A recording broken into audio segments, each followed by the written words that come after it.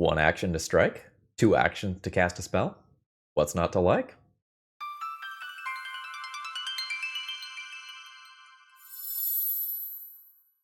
Hello folks, Phil Gallagher, aka Thraben, you here for another Pathfinder 2nd Edition video, and I've got what I think is a good one for you today, because I learned some things while making this video. I had some assumptions that ended up being wrong. Welcome to Should Marshals Take Spellcasting Dedications? And today we're going to be examining the benefits that martial characters get from taking a spellcaster dedication of some kind. Before we get going here, I am in my analytics push until the end of the month here. My goal is to hit 4,000 subscribers. I'm a little over 3,000 at this point. If you're enjoying this content, please subscribe. It is the easiest way to help me for free. Although if you are in the financial position to support me by throwing $5 or something my way every month, consider becoming a YouTube member, like Danny Dark 007, Gabriel C, Paul W, Crackshot, I assume characters, and Gnomestradamus. That's a cool username. And thank you to Anubis for helping me workshop this video idea, because I think this is going to be a very good one. And Anubis, happy birthday to you. I believe your birthday was coming up sometime very soon. I hope you do something nice for yourself. Is that a dice? Is that a dice maybe? Just saying. All right, so today, the first thing that I want to look at is the save DCs of these martial casters. And for the rest of the video, I'm just going to call these MCs, martial casters. That is some martial class, such as a fighter, an investigator. We could say barbarian, but rage kind of gets in the way there with the whole casting the spell thing. But some martial character that is taking a spellcaster dedication, which is probably happening at level 2. Then we are going to look at information beyond just the spell save DC, because it is not going to tell the entire story. We are going to look at spell selection for these sorts of characters, and then kind of in the conclusion, we're going to think about how this compares to other things that you could be doing with your archetypes. All right, so when I sat down to analyze this, I decided that I wanted to look at 3 different groups. I wanted to look at the full caster, I wanted to look at the half caster, and then I wanted to look at the martial caster, that is the MC. And we'll pretend that our MC is a fighter, just for the sake of picking one specific class. Now, why am I looking at Magus in particular? It's because Magus does not have its primary stat, its key ability score, as the caster score. So your full casters normally have a key ability score that is one of the mental stats. And the Magus doesn't do that. They are trying to use their strength or dexterity to make hits on their rolls, which is more important than their spell save, hence they are maxing their martial accuracy. And we're going to need to make a couple of assumptions here about our MC, our little fighter friend. So our MC is going to max their relevant ability score for spellcasting. And that is going to vary depending on which exact spellcasting dedication you could be. Could be Wisma? Could be Wisdom, could be Int, could be Charisma. And as a caution, maxing this out at every single possible opportunity may mean that you are giving up something relevant somewhere else. Maybe that's some AC temporarily, maybe it's a saving throw, maybe it is some HP, but you are probably going to be giving up something by choosing to do this. And if you do not choose to maximize this, your save is innately going to be lower because you are not maximizing your spellcasting stat. And here is a comparison of the spell save DCs across a relatively wide level range. Beginning at level 1, or if you say, we're an ancient elf fighter who could take a spellcasting dedication at level 1. And I compared this across a handful of levels that I thought were particularly important. Level 5, where you get your second set of ability boosts. Level 7, where a full caster gets their expert spellcasting. Level 12, where the half casters are going to get their expert spellcasting benefits or expert spellcasting from other locations. And level 15 for the master spellcaster feature of a full caster. And what I found was very surprising to me, because I just assumed that the martial caster would end up lagging behind significantly. And that wasn't actually true. At the levels that I checked in on, the Magus and the martial caster actually had the exact same spell save DC. And in terms of stats, this is because their secondary stat, be that intelligence, charisma, wisdom, whatever, was always at the same level. So if we are just going to look at this in terms of DC, at some levels, the Magus and the MC are only behind on 1, and at other levels, they are behind on 2, and it's going to kind of oscillate back and forth a little bit of whether or not they are behind 1 or 2, which is, I mean, honestly, not that bad. So if we are looking at the spellcasting dedications only from the perspective of spell save DC, this looks totally fine. At some levels, your DC is only going to be 1 behind that of the full spellcaster. That's awesome. If the DC is all you care about, then your enemies are going to be 5 to 10% more likely to succeed at your saving throws versus a full caster. Now, note that depending on the enemy's exact chance, that might be 5 to 10% that applies to more than one thing. So if their saving throw proficiency is high enough, that might be 5% more to succeed and 5% more to crit succeed. So keep that in mind, especially when that range is at 10% for some levels. That is a real difference. That is a noticeable difference. But if it's only 5%, that's only 1 more pip on the die that is super, super relevant there. And if all you care about is spell save DC, then these dedications sound sweet. But this isn't the full story, obviously. So your primary benefit to being a full caster is that you have access to much higher level spell slots and more spell slots than these MCs. And not only are you going to have access to better spells and more spells, but the impact that these spells have on a fight is going to be very, very, very different. As you go up in spell level, things increasingly get better effects on success. And many times you will have something that is still pretty darn annoying if the enemy succeeds, and horrifying if they fail. And if they crit fail, sometimes that enemy is just fully eliminated from the fight, practically speaking. And if we take a look at the levels of spells that are going to be available, at the beginning of the game, it is a very, very small difference. Your nice wizard has just first level spell slots, and your martial caster has cantrips. That's fine. But from there, you start to lag behind by 2 spell levels, and eventually 3 spell levels when you start getting to actual high-level gameplay. So while the gap between these two is very small at the beginning, towards the end, there is just a massive gulf there. And I'm gonna just make up a technical term here, all right, if you'll allow me to do that. Let's call this technical term impact. What is the impact of casting your highest level spell slot? That is, how much of a noticeable difference is this going to have on a fight? Now let's imagine our martial caster at about 5th level casting a breathe fire. So they used one of their actions in a turn to strike, and then they used their other 2 actions to breathe fire. That is 2d6 damage in a 15-foot cone. And as far as 5th level gameplay goes, that does not sound very impressive. That is very, very low impact. To give a good comparison from a martial class, if you compare that to, let's go up 1 level to 6th level, that's when your barbarians can start doing their dragon's breath and elemental explosions. And I believe around this level, an inventor's explosion would be doing 6d6, the same amount of damage that a fireball is. And so if you think about the impact that casting an offensive spell on your martial caster would have versus the impact of casting a fireball, there is a night and day difference, right?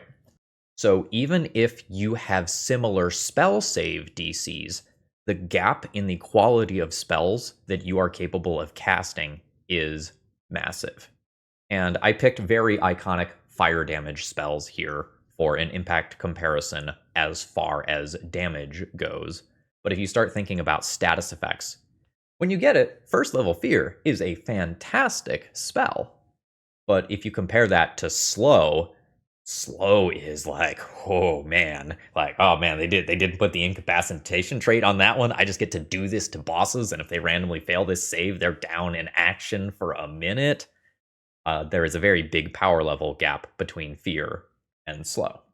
And so even though the fighter has a relatively good spell save DC for being this martial caster, the impact of them casting an offensive spell here is actually very, very small. In fact, it's worse than just casting a cantrip. So your cantrips always scale automatically to your level, right?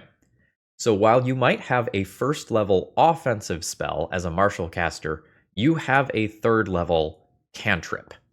So if we flip back for a second, our nice little Breathe Fire spell does 2d6 in a 15-foot cone, whereas we could be dealing 4d4 to 2 targets with Electric Arc, or potentially casting another AoE cantrip like Caustic Blast or Gale Blast that gives us better damage in a relatively similar area. So this is one of those times where it becomes clear that if you are trying to play this martial caster, your spell slots aren't actually for damage because your cantrips outperform them. And for those of you who have played spellcasters to higher levels, like let's imagine that you have played a spellcaster to the point where you have, say, 5th level spell slots and above, your lower level spell slots become disposable to the point where you almost don't need them in many cases. When I think about playing spellcasters, I am normally only really considering my top 2 levels of spells to have high impact on the fight. There are exceptions to that, obviously, especially with very efficient single action spells, but generally speaking, it's my top 2 levels of spells that I want to be doing healing and damage and very good status effects with. And so many of my lower level spell slots start let's rephrase this. I start using my lower level spell slots for utility and especially reactions as I level up. Lose the Path is a great example of that. When you are level 1, there's no way that Lose the Path is the best first level spell slot that you can be casting. It just essentially makes it harder for the enemy to walk up to you. That's not very good. But when you're up to 3rd or 4th level spell slots and your first level spell slots are just kind of scaled out of being useful in combat, using lower level spell slots to spam reactions becomes really, really good. And this is actually the attitude that your martial caster might need to be doing. If you are always going to be 2 spell slots behind, 2 spell levels behind the primary casters, and the primary casters aren't super willing to use their lower level spell slots for damage or healing, then you should be treating those spell levels the same way they do. So your spell slots should be for utility spells, and that can be in or out of combat, and reactions, rather than relying on your spell slots for damage. Now, there is kind of a cheat here.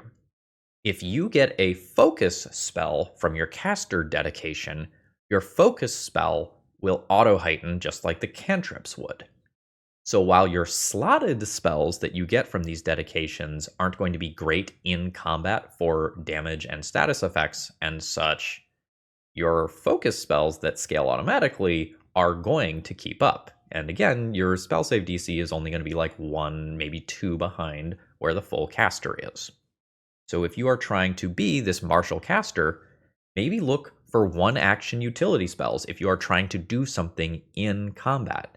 This can allow you to maximize your martial prowess while still adding a little bit of utility. And I'll give you some good examples of this in just a minute. Remember, as a full martial character, it is perfectly reasonable to have turns that are move, strike, strike, or move, meta strike that is 2-action and does something cool, or move, strike, athletics maneuver with assurance.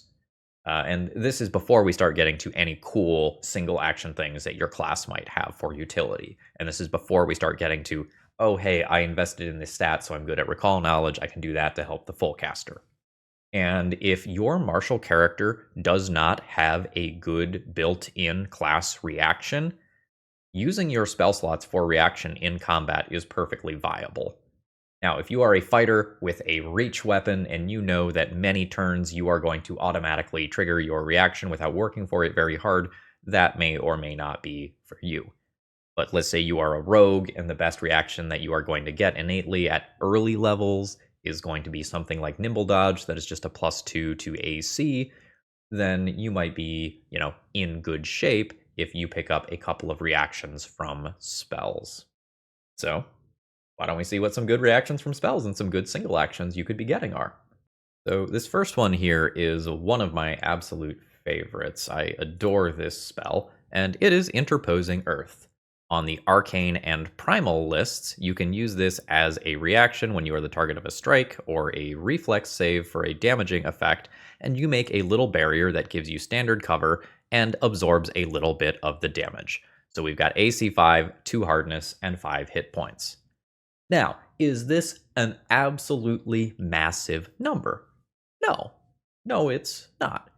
This is something that you can heighten if you want to increase those numbers, though. But if you aren't doing much with your first level spell slots and you don't have a good reaction available, maybe you're not using a shield, so you don't have shield block available to you, this is shield block at home. And if you get a couple of spell slots that you can throw into this, you can make your character quite a bit hardier without actually using any of your primary actions in combat. So if you are a martial caster who has good things to do with all 3 of their actions, but doesn't have a good reaction, this might be the perfect fit. And it has an upgraded cousin later on, Wooden Double, that has, much hardier stats. We've got hardness 5 and 20 hit points. And you also get a step action in the middle of this one. So if the big scary enemy is next to you, doesn't have reach, attacks, crits you, you step out of place, the wooden block is going to absorb most of that damage, although you'll still take the excess damage, and then maybe that creature then has to step towards you, and it wastes one of its actions. This is a spell that I think 3 of the party members in my current campaign are abusing. We like this one a lot. And one of the other ones that a ton of my party members have is Martyr's Intervention. Now, this one is uncommon, so ask your GM pretty please if you can have it. So, 60-foot range, which is very, very respectable, and the trigger is a creature within range would take damage that reduces it to 0 hit points. It does have a requirement that you don't have the wounded condition yourself, so this is not something that you can just keep spamming indefinitely. So, the gist of it is that the target is reduced to 1 hit point instead of 0 hit points, and all of the remaining damage goes to you instead. Both you and the target end up becoming wounded 1, or if the target is already wounded, they increase their wounded value by 1. And this is one of those things that can keep someone going down in a pinch, and as the game goes on, and there start to be more death effects and more things that just deal, frankly, an unacceptable amount of damage sometimes, especially if you crit fail a save. This is one of those things that might just kind of keep the party up and keep you from going into a death spiral. Because when people start dropping and then they need to pick up their gear and waste actions standing, that is when the game gets really, really spooky. And this is the sort of thing that many martial characters just couldn't be able to do. There are some feats and feat trees that let you shield block for an ally that is next to you, but this is a range of 60 feet. And so when you start reaching mid-level play, this is the sort of thing that you could have access to, and it's on Divine, Occult, and Primal lists, which is really, really cool. As far as single action spells go, Sure Strike is just like the best. I don't know what else to say here. It recently got nerfed so that, I shouldn't say nerfed. It recently got balanced. Let's be clear, the spell is absurd. It recently got balanced so that you can only uh, benefit from Sure Strike once every 10 minutes. But if you have fighter level accuracy in particular, and you get to Sure Strike your Vicious Swing or whatever meta strike that you are doing, that is a very, very good way of making it so that you are likely to crit, especially if you have some other things like Frightened or Flanking working in your benefit. And something like Sure Strike might have much higher damage output than something like casting a cantrip or a Breathe Fire or something like that. And another one I conceptually like for these martial casters is Kelgasirk's Axes, which will be called Keen Axes on Path Builder if you are using that for licensing reasons. The single action version just gives the target a +1 status bonus to attack rolls for the spell's duration. So if you are not already benefiting from a status bonus to attack rolls, this is just single action for the rest of the fight. I'm good to go. I have buffed myself. And that is an excellent action that is not going to get in the way of your other action economy. And the last one here is perhaps most relevant if you are playing something like a rogue, where you get a bunch of extra skill increases. Hypercognition is my favorite third level spell. I think it is one of the strongest third level spells in the game, which I know is a big claim. But this just solves combats. I am currently playing a Necromancer in my campaign. I think we are level 14 right now, meaning I have access to 7th level spell slots. And this is a 3rd level spell that I use on my first turn almost every fight. You just get to open up with 6 Recall Knowledge actions. You get to learn everything there is to learn, assuming that your stats are high enough. Now, your GM should probably increase the DC from repeated Recall Knowledge actions on the same target. And once you fail, you stop getting useful information from the same target, and you're going to have to switch targets. But in the games that I'm playing, it's very, very common for there to be like 3 different enemy types on the board at the start of a combat, and I get to Recall Knowledge 6 times, and that is probably 2 Recall Knowledges per action. So if you think there's going to be weird resistances or immunities, or you're sensing a weird aura, or you're just trying to determine highest, lowest saves, that sort of stuff, this is something that you could do as, say, a rogue, and if you were a master in all of the various Recall Knowledge traditions, which is not that hard to do for a rogue, there is a very good chance that as a single action, through your dedication, you could be solving the combats for your fighters. And that is massive. All right, so what have we learned today? The spell save DC for these martial casters are actually fine, often just 1 behind a full spellcaster, sometimes 2 behind a full spellcaster. But your spell slots are lagging behind, meaning that your spell slots have low impact in combat comparable to what the full spellcaster can be doing. This means that your spell slots are often going to go to reaction, utility spells for in or out of combat, or things like single action buff spells or single action recall knowledge related things like hypercognition. And don't sleep on out of combat utility spells. There are plenty of spells out there that can do something in roleplay scenarios. That feels like it would be an entire other video topic to delve into them, but they are out there. Watch what your spellcaster friends are doing with their 1st and 2nd level spell slots and copy those. You'll be in good shape. And since your focus spells are going to scale up just like your cantrips would, but your spell slots don't, specific focus spells may end up giving you build-changing potential for these martial casters. And I think the easiest example here is an Investigator that takes a psychic dedication. So your Investigator has all of these cool devise a stratagem actions that basically let them know whether or not they are going to hit ahead of time. And when they know they are not going to hit on that target, they just cast an amped daze or something like that and deal massive damage because their DC is fine.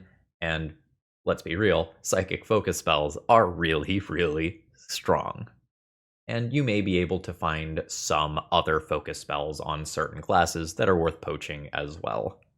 And now we're going to get into this last bullet point here, which is where we go from the objective to the slightly more subjective. So in this video, objectively, I have shown you what the DC is like, what the spell slot progression is like, and now we have to think, is it worth it at the end of the day? You are the power gamer trying to build your perfect character. Is what you are doing here actually going to be better than taking some other archetype? And this is a time where I encourage you to build both of the builds that you are looking at and run 1 or 2 sample combats with each one of them to get a feel for what the action economy feels like and how the impact of these archetypes feel and play. There are some unquestionably very, very good dedications in this system. Exemplar comes to mind, Champion comes to mind, Beastmaster as well. Rasmussen Priest is one of the newer ones that offers a very pushed dedication feat. You are competing against things that look like this. You are competing against a rogue or investigator dedication that could be giving you a bunch of skill trainings instead. You are potentially competing with other dedications that would give you better armor proficiency, better things to do with shields, maybe making you better at battle medicine via something like medic. So what I encourage you to think about, and there's not an easy answer here, is my build going to benefit more from these cantrips and spell slots and potentially focus spells than I would from taking another dedication? Something that I have talked about in other videos is that many spellcasters have innately weak class feats because much of their power comes from the strength of their spell list.